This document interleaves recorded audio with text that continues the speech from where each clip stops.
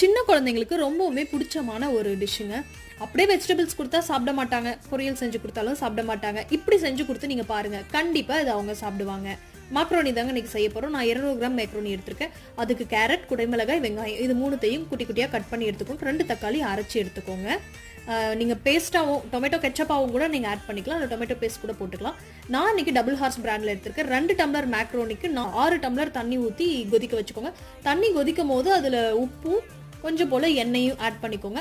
தண்ணி நல்லா கொதிச்ச பிறகு நீங்க இந்த மேக்ரோனியை போட்டு ஒரு 5 நிமிஷம் விட்டு நீங்க எடுத்துக்கோங்க. ஒரு வானொலி வச்சு இஞ்சி பூண்டு பேஸ்ட், பெரிய வெங்காயம், அரைச்சு வச்சிருக்கிற தக்காளி, அதுல மிளகாய் தூள், சீரகத்தூள் எல்லாத்தையும் போட்டு நல்லா மிக்ஸ் பண்ணிக்கோங்க.